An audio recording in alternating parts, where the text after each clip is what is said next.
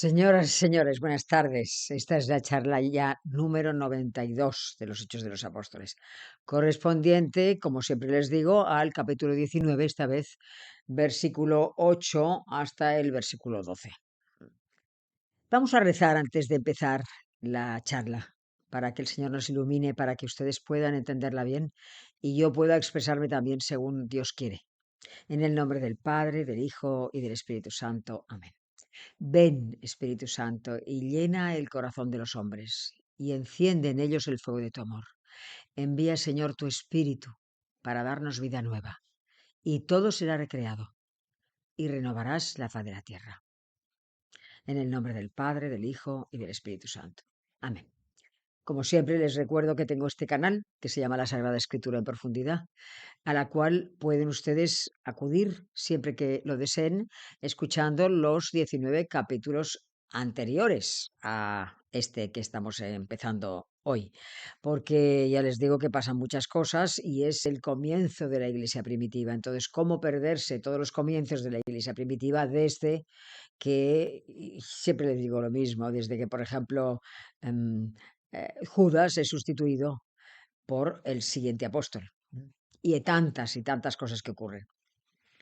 Bien, pues pueden escucharme pues, por este canal o por los canales de podcast, iVoox, Amazon, Spotify, lo que deseen ustedes.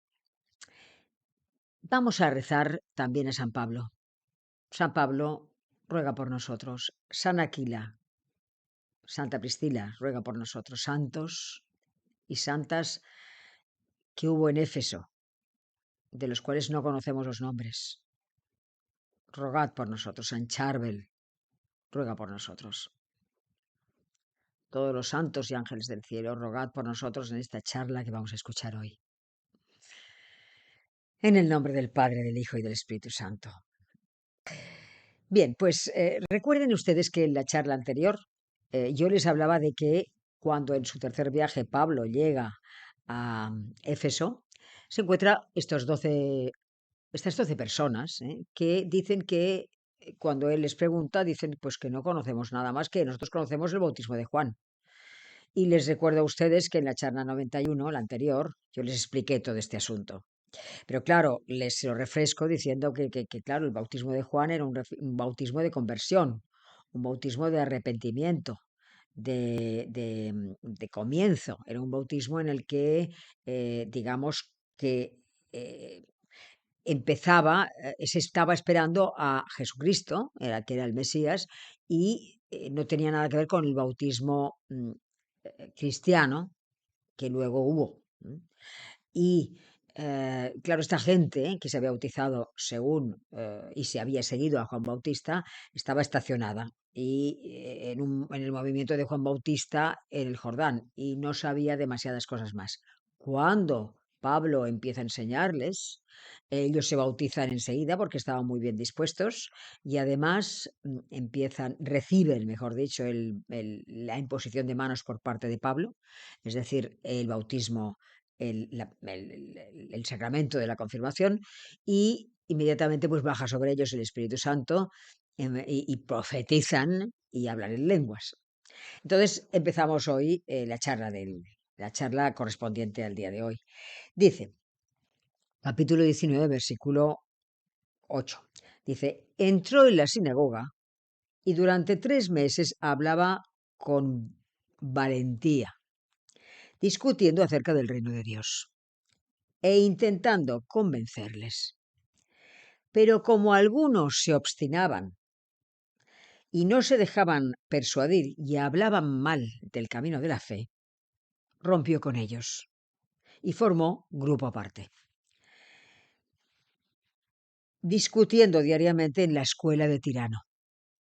Esto duró 2 años, de forma que pudieron oír la palabra del Señor todos los habitantes de Asia, tanto judíos como griegos. Bueno, o sea que aquí el texto nos dice que entró en la sinagoga, o sea que Pablo hizo lo que siempre hacía cuando entraba por primera vez en cualquier parte, en cualquier ciudad, que era irse directamente a la sinagoga a hablar de Jesucristo a los judíos y si estos no le hacían caso, irse a los paganos, como tantas veces les he explicado. El texto nos dice que hablaba con valentía. O sea, valentía era, no solamente valentía era de Pablo, era un arrojo y una fuerza enorme, porque recuerden el valor que se necesitaba, porque en aquel momento en Éfeso se rendía culto, como les dije el otro día, solamente a la diosa Artemisa y al emperador. Entonces, empezar una nueva religión, para ello se exigía una valentía y ya les digo, un arrojo y una fuerza eh, enorme, inspirada por Dios, claro. Ahora, el texto sigue diciendo que, bueno, él fue a la sinagoga, pero claro, él se encontró con una serie de problemas allí. Y es que la gente, todos los, digamos, los coloquios que hacía, degeneraban en insultos soeces, degeneraban en gente que blasfemaba sobre aquello que Pablo iba contando. Y como vio él que no se trataba de una ofuscación intelectual, ¿eh? Sino sencillamente que era una decisión personal por parte de los judíos de no querer oír el mensaje de salvación, ¿eh? Dice el texto que se separó de ellos, ¿eh? O sea, rompió con ellos, ¿no?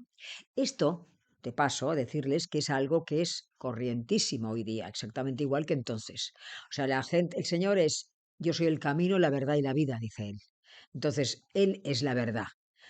Para la gente que no quiere oír la verdad, que no desea cambiar de vida, no desea convertirse, esto es lo que supone o lo que le supondría un conflicto de intereses. De manera que la gente sigue queriendo decir, bueno, yo estoy ya bien como estoy, yo ya llevo y he llevado una vida como Dios, como he querido llevar, mejor dicho, no como Dios quería que llevara, pero tanto me da, porque realmente, pues, después de todo, Dios no existe. El reconocer que Dios existe y que Dios es la verdad supone un cambio tan grande en su vida, y reconocer que se han equivocado tantísimo durante toda la vida, que prefieren continuar como están. Y así se quedan, sin creer nada. Bien, entonces, siguiendo con el texto, Pablo dice que rompió con ellos.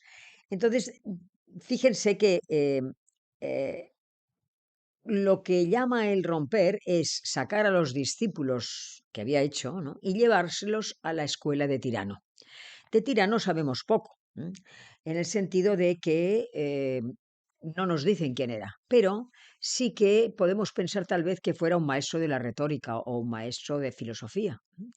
¿Y dónde hacía estos discursos públicos porque las casas privadas se habían quedado pequeñas?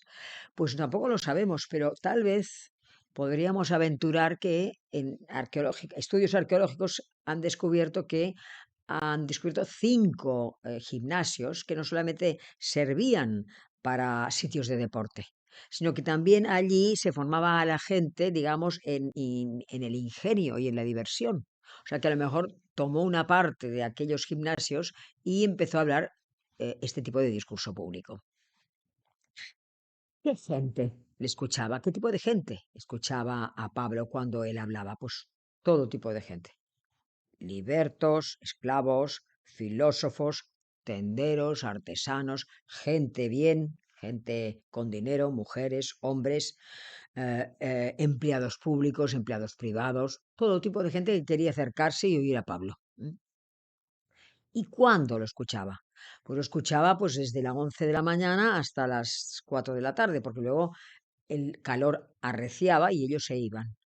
Entonces, digamos que antes de las 11 de la mañana, él lo que hacía probablemente era trabajar en el telar, porque como ustedes saben, él no quería ser gravoso para nadie a la cual iba convirtiendo. Entonces debía trabajar en el telar primero y luego continuar estos discursos en los cuales hablaba de nuestro Señor. Y hablaba mucho tiempo. Pero es que esto no acababa aquí, porque además iba a las casas.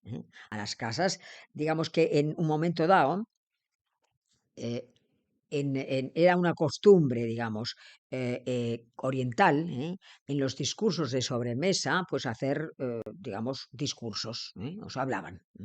Y entonces, pues seguramente él lo que intentaba hacer era introducirles en la doctrina cristiana. Esto por un lado. pero es que también lo que hacía era seguir a cada una de las personas que él iba convirtiendo. O sea que tenía un trabajo enorme y, claro, esto fructificaba terriblemente. Era algo maravilloso lo que iba haciendo. Trabajaba por todas partes.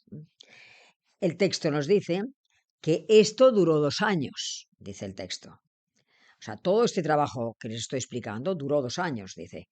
De forma que pudieron oír la palabra del Señor, ¿eh?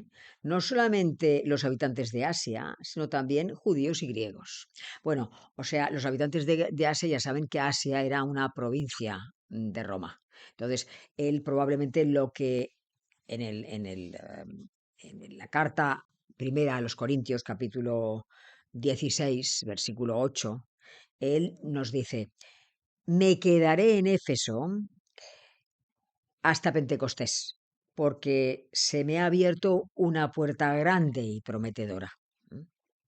Es decir, él entendió que a partir de Éfeso él podía seguir por toda la provincia hablando a los distintos pueblos, puesto que había estado en Éfeso. Entonces debía hacer pues entradas y salidas breves, pero iba evangelizando, porque aquí lo dice. Todos los habitantes de Asia, de la provincia de Asia, pudieron escucharlo, tanto judíos como griegos. Entonces, continuando el texto, dice, Dios obraba por medio de Pablo milagros no comunes, de forma que bastaba aplicar a los enfermos pañuelos o mandiles que había usado Pablo, y se alejaban de ellos las enfermedades y salían los espíritus malos. Es decir, que al éxito del apostolado de Pablo contribuía la cantidad y cantidad de milagros extraordinarios que Dios hacía por medio de Pablo. Y esto de que dice de mandiles y pañuelos, o sea, mandiles son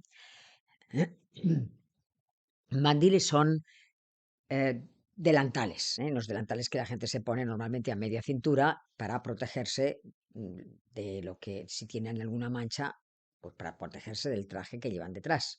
Esto los mandiles, pero los pañuelos son los pañuelos que se llevan en Oriente, con los cuales se cubren la cabeza. Bueno, pues con estos mandiles eh, y pañuelos, la gente los utilizaba para ponerlos junto a las personas que estaban enfermas y la gente se curaba, dice el texto. Es decir, es lo mismo que ahora utilizamos nosotros las reliquias de los santos o reliquias de beatos o de personas que están a punto o van a ser beatificadas. Lo que quiero decir es que esto que se hacía entonces se sigue haciendo exactamente ahora. Y además, recuerden ustedes que en el capítulo 5 de los Hechos de los Apóstoles, miren lo que se decía ya sobre Pedro. Dice el texto, capítulo 5, versículo 12, dice, por mano de los apóstoles se realizaban muchos signos y prodigios en el pueblo, hasta el punto de sacar a los enfermos a las plazas y colocarlos en los lechos y camillas para que al pasar Pedro, siquiera su sombra cubriese a alguno de ellos. También acudían multitud de las ciudades vecinas de Jerusalén y trayendo enfermos y atormentados por el espíritu inmundo se curaban. Bien, pues para acabar la charla de hoy, sí que les haría algunas preguntas con respecto a esto. Les diría que reflexionasen sobre lo siguiente. Les diría, ¿tienen ustedes fe? ¿Qué tipo de fe tienen ustedes? O sea, ¿cómo están ustedes de fe?